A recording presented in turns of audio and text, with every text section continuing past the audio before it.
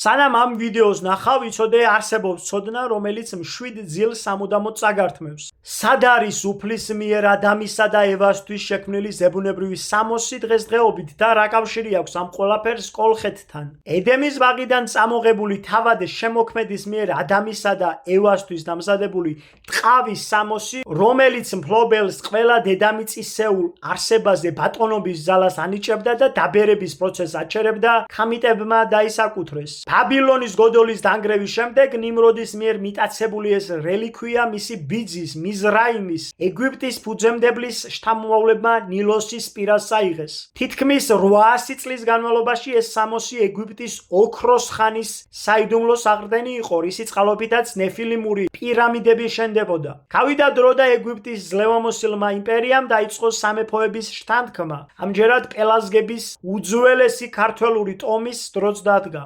პელაზგთა მეფე იუია ფარაონის კარზე ვასალად და უმაღლეს ვეზირად იქცა. იუია არ ყოფილა ნეფილიმური წარმოშობის. ის დადასტურებულად იყო G გენეტიკური კოდის მატარებელი. იმ უძველესი ქართული გენის, რომელიც ბრძოლის უნარიანობით და მრავალი ნიჭით გამოირჩევა. ეგვიპტელებმა იცოდნენ, რომ თუბალისა და მესეხის მოდგმა ყველაზე უკეთ შეძლებდა ედემის სამოსის ენერგიის მართვას ისე, რომ მისი გამოყენების წყურვილი არ ექნებოდათ. რასაკვირველია შეცდნენ, როგორც ჩანს არ იცოდნენ ქალდეველთა ქართული წარმომავლობის შესახებ. ძველი წელთაღრიცხვით 1400-1390 წლების შუალედში დაიბადა იუიას ძე აიეტი, იგივე ეიე. მასში პელაზგური მებრძოლის სული და ეგვიპტური უმაღლესი განათლება იყო გაერთიანებული. ეგვიპტის ძლევამოსილმა იმპერიამ, რომელსაც ჩრდილოეთის კონტროლი და ხეთების იმპერიის წინააღმდეგ მოკავშირე სჭირდებოდა, აიეტის სტრატეგიულ მისიაზე გააგზავნა. მას ჩააბარეს ყველაზე ძლიერი ეგვიპტური საგანძური ადამისა და ევას პირველ ქმნილი სამოსი. ეს იყო გეოპოლიტიკური სვლა. ქართველური გენის მქონე მმართველს უნდა გაეერთიანებინა თავისი მონათესავე ტომები.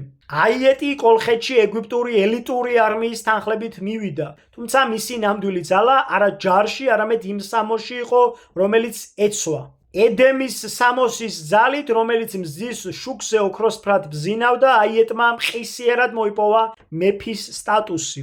ასე შეიქმნა კოლხეთის იმპერია, ეგვიპტის უძლიერესი მოკავშირე ჩრდილოეთში. სამოსი, რომელსაც მოგვიანებით ოქროს საწმისი ეწოდა და რომელმაც კოლხეთის გულში დაიდობინა. ადამის და ევას სამოსის მეშვეობით აიეტის ასულმა მედიამ მიიღო ძალა, რომელიც დროს ადამიანს და დედამიწაზე ყველა არსებას მართავდა. ალბათ სწორედ ამიტომ მიიჩნევა ის მედიცინის ფუძემდებლად და ფარულ ჯადოქრად. მისი ძალაუფლება იმდენად დიდი იყო, რომ მან ადამისა და ევას სამოსის დახმარებით კოლხეთის უზარმაზარი დრაკონიც კი დაიმორჩილა. დრაკონი იქცა საწმისის ცოცხალ მცველად და კოლხეთის ხელშეუხებლობის სიმბოლოდ. გადმოცემის თანახმად ეს სამოსი ხვამლის მთის მიმდებარედ იყო დამალული. უფალმა გაგახაროთ და გაგაძლიეროთ. უფალმა კეთილ გზაზე გატაროთ მუდამ.